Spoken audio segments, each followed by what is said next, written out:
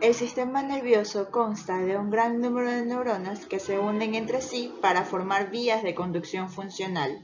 El sitio en el que dos neuronas se ponen en estrecha proximidad y se produce la comunicación interneuronal funcional se conoce como sinapsis. Organización de las conexiones sinápticas. Cada neurona establece sinapsis con muchas otras neuronas. La transmisión de la información entre neuronas es a la vez divergente y convergente. Cada neurona establece una media de 1000 conexiones sinápticas y recibe alrededor de unas 10.000. Hay de dos tipos, como mencioné, las divergentes y las convergentes. Hablamos de divergencia cuando la información de un axón se transmite a muchas neuronas postsinápticas y hablamos de convergencia cuando varios botones terminales hacen sinapsis sobre una misma neurona. Tenemos el tipo de sinapsis según el tipo de células involucradas. Tenemos a una neurona y otra neurona. Tanto la célula presináptica como la postsináptica son neuronas. Un ejemplo de esto es en el sistema nervioso central. Neurona y célula muscular, también conocida como unión neuromuscular. La célula muscular, que vendría a ser la célula postsináptica, es inervada por una motoneurona, que es la célula presináptica. Neurona a célula secretora. La célula presináptica es una neurona y la célula postsináptica secreta algún tipo de sustancias como las hormonas. Un ejemplo de esto sería la inervación de las células de la médula suprarrenal que provocaría la liberación de adrenalina en el torrente sanguíneo. La comunicación en una sinapsis en condiciones fisiológicas tiene lugar únicamente en una dirección. Se puede producir de varias maneras. Axodendríticas, que es la comunicación entre el axón de una neurona y las dendritas de otras. Axosomáticas, la comunicación entre el axón de una neurona y el cuerpo o soma de otra neurona. Y las axoaxónicas, que son la comunicación entre los axones de una neurona y los axones de otra neurona.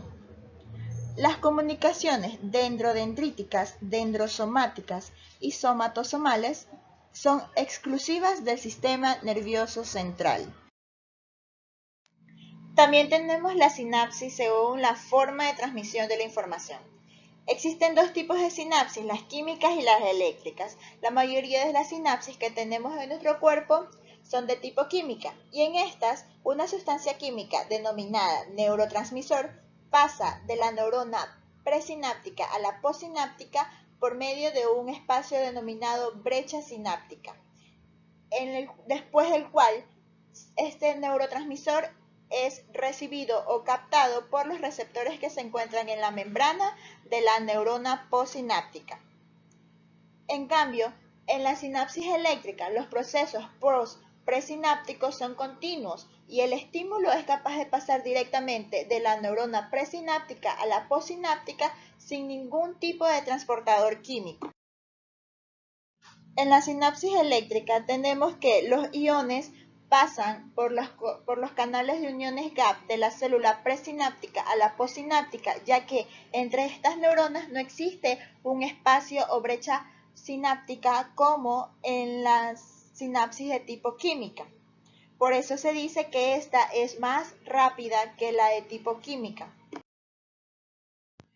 En la sinapsis química, en esta imagen podemos apreciar que tenemos el botón presináptico y el postsináptico. Aquí en el botón presináptico tenemos que al llegar al potencial de acción los canales de calcio se abren. Estos iones de calcio provocan que las vesículas que contienen a los neurotransmisores se dirijan a la periferia del botón presináptico.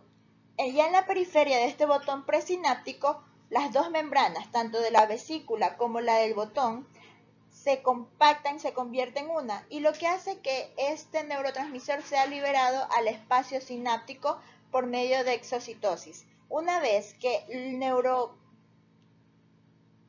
neurotransmisor salga al espacio sináptico, es receptado por los receptores por el respectivo receptor al neurotransmisor, y esto provoca que entre al botón postsináptico de la neurona siguiente y provoque la despolarización o hiperpolarización, lo que va a conllevar luego al potencial de acción.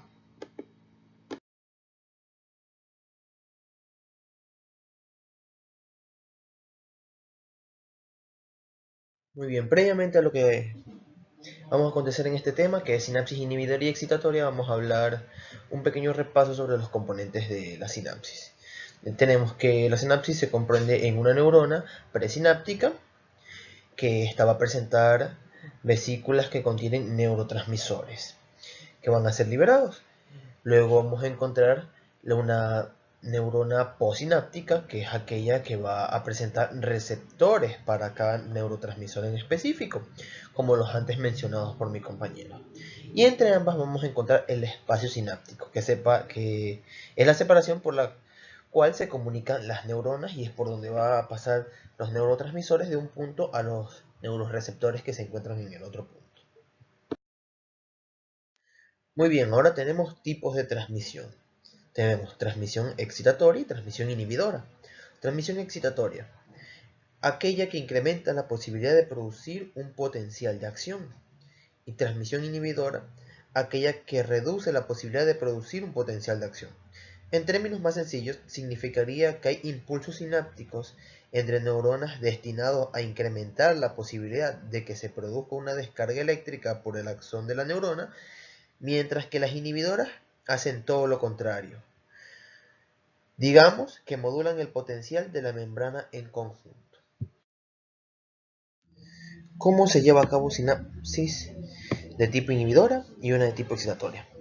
En las sinapsis excitatorias existe la unión del neurotransmisor a su receptor, que provoca la apertura de los canales de calcio, permitiendo la entrada del mismo.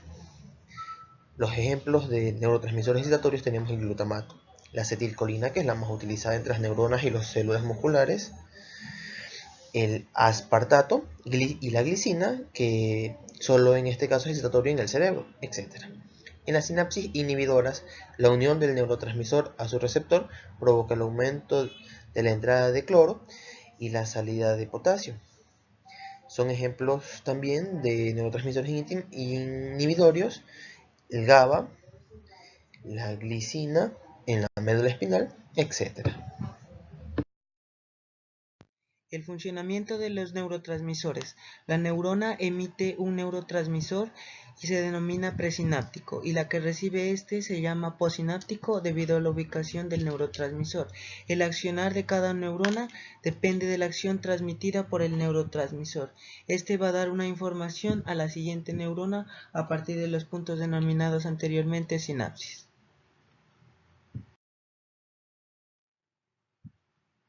Los neuromoduladores. Los neuromoduladores actúan a través de un sistema de segundos mensajeros. Estos se liberan en el interior de la hendidura. No tienen un efecto directo con la membrana postsináptica, más bien favorecen, prolongan, inhiben o limitan el efecto principal del neurotransmisor en la membrana postsináptica. Tipos de neuronas o categorías de neurotransmisores se denominan así: molécula pequeña o neuropéptidos. Las moléculas pequeñas se dividen en aminas o biogenas, en purinas o acetilcolinas y aminoácidos, y los neuropéptidos en morfina, endorfinas y encefalinas. La acetilcolina es un neurotransmisor de la unión neuromuscular. Esta es muy importante para la regulación en todo lo que se debe al movimiento. Histamina.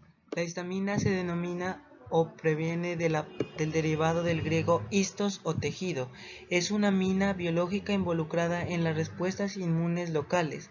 También regula el funcionamiento normal del estómago y todo este sistema. Actúa como neurotransmisor en el sistema nervioso central. GABA. GABA tiene un rol importante, es inhibidor o reduce la actividad neuronal, juega un papel importante en el comportamiento, la cognición y la respuesta frente al estrés. En las investigaciones sugiere que GABA ayuda a controlar también el miedo y la ansiedad cuando hay una sobreexcitación en el sistema nervioso. La dopamina. La dopamina tiene múltiples funciones. Una de ellas es que es la principal responsable de las sensaciones placenteras, también de nuestra motivación y curiosidad por algunas cosas nuevas, pero sobre todo están involucradas en la coordinación de los movimientos y la toma de decisiones, la regulación del aprendizaje y la memoria. Esta principalmente se ve afectada cuando hay una falta en los casos de las enfermedades de Alzheimer. La serotonina, llamada también hormona del placer u hormona del humor, se distribuye por todo el organismo y ejerce múltiples funciones. Participa en procesos patológicos como migraña, bulimia y ansiedad. La depresión es una de las principales también que se la puede atacar con este neurotransmisor. Son producidas por lo que son las neuronas, generalmente del hipotálamo. En muchos casos, la misma sustancia es producida por lo que es un órgano y también por lo que es una neurona. Vemos aquí un caso como es la oxitocina, que es producido por lo que es el útero y, en un caso de las neuronas, por el lóbulo anterior de la hipófisis.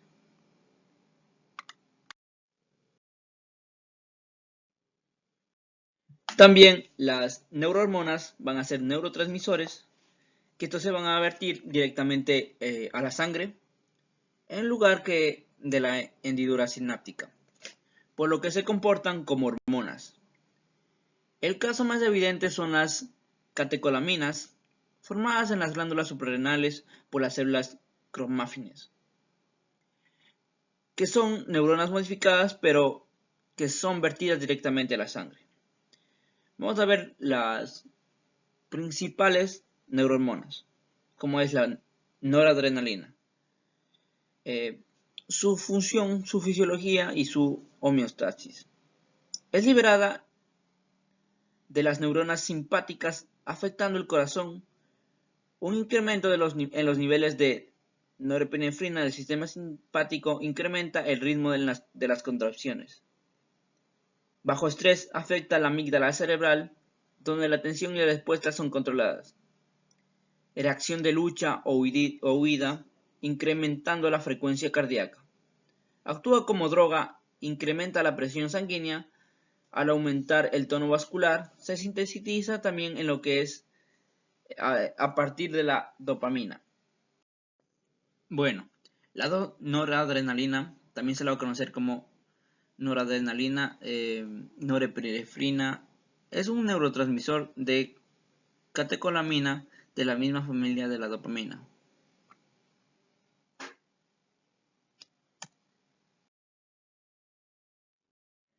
Bueno, vamos a ver otra neurohormona. En este caso va a ser la dopamina. Se va a producir principalmente en lo que es la sustancia negra y va a ser liberada por el hipotálamo. Su función principal va a ser inhibir la liberación de prolactina y va a ser una pieza clave para lo que es el aprendizaje y la memoria.